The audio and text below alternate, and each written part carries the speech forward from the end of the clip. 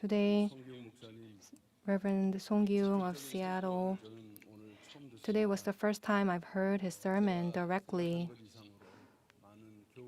And it was beyond what I thought, and I learned a lot, and there was great grace. And not only for our ministers, but many saints. When the pastors come from abroad, they want them to give the word or proclaim the word. And so recently, those pastors who can give sermons, we request them and give them this opportunity. So and they are preparing to proclaim the word. And for third worship service, I requested Reverend Samuel Kim of Washington, and I urge all of you to come. And Reverend Bae Jong-yeon at OSEC and Reverend Park Tae-ho, we will also be able to listen to their sermons. And not only the pastors in the church at Pyungkang, but the sermons of those who are working, they give us great grace. I was curious to see how he would give his sermon, and I received so much grace, and I'm sure this was also for the saints. And I sincerely thank you. I would like to talk about two things, and I always have to make emphasis on the entry of the main gate. And I said last Sunday as well, and on November 28th, there was a temporary injunction against the entry, and the church's position does not change, and our position is to respect the court's ruling. However, it is not that everyone on the breakaway side can come in, and we must make this very clear. The 727 people who are creditors or who filed the petition, and therefore only these creditors can enter, and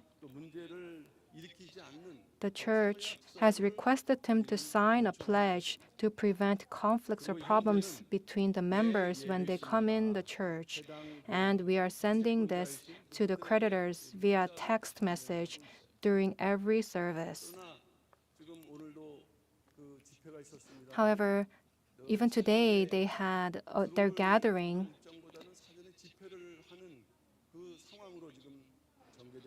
And they're not attempting to come in, but they're just having their gathering. So personally, I think, do they even want to come in? But like I said on Sunday, many saints of the breakaway side say they will come in and tell us to prepare. I've heard this many times. And so we have to prepare. We cannot just ignore them.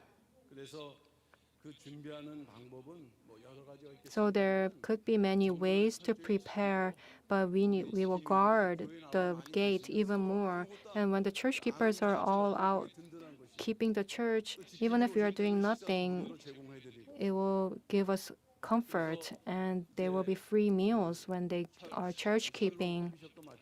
And same for Shalom Coffee Shop, but the Happy Cafe has also opened, so you can look at and read the Word of Redemptive History, and students can study there. And we must protect the church well until the end of the year. And I'm sure the time where the church will be restored to normal will come soon. And the situation at the main gate may change according to what happens, and you can certainly come in. We will be guarding more, but you can still come in, so do not hesitate to come. And may we wrap up the year as church keepers. And we are having the 21-day prayer of horns. And as we've been keeping the church and the gate, we've been deprived of prayer. And just like our pastor said, there's a difference between the Red Sea being dry and the Euphrates River being dry. And us not preparing the altar of prayer so that our prayer runs dry, this is not something that will be acknowledged by God. So until the end of the year, for 21 days, we ask that everybody comes out and participate in the fasting. And lastly, this Sunday, the 17th, is the Victory Day, and it's the 10th anniversary. On December 17, 2013, the Christian Council of Korea said that there was no heresy from the beginning. From the beginning. But the church, the council, is trying to revoke this decision, and we must protect this. In order to do so, how will we protect this 10th anniversary of Victory Day? And we must not keep it lightly. Since it is a Lord's Day, I announced that we will be having the service on Saturday the 16th at Moriah Sanctuary of 평강제일교회 Church because of attendance issues of domestic branch churches.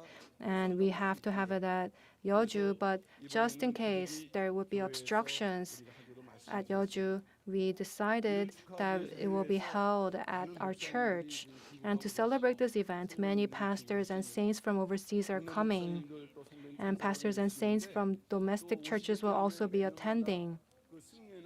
And every year before Victory Day, there is the General Assembly of the World Federation of Redemptive History Churches, and we have the time to discuss the future direction of Redemptive History movement, and it's an important time. Victory Day is a day to commemorate and consolidate not only the victory of the Word of Redemptive History through Reverend Peace on Abraham Park, but also a day where Pyungkang Church and the churches of the Word, domestic and abroad, celebrate and pledge the victory of our church and the final salvation of all believers. And during these difficult times, attending itself, it's a great strength to all of us. And when we attend, it will be a day where we receive the promise of victory in our lives of faith. The people who can give this worship service is restricted. Not anybody can come.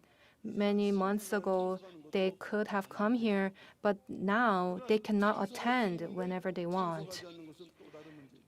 And it's a different matter of not attending when you can.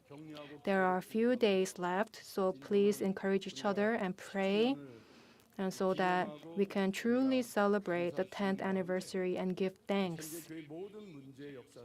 And we believe that these issues of our church will be transformed into victory, and may we all partake in this.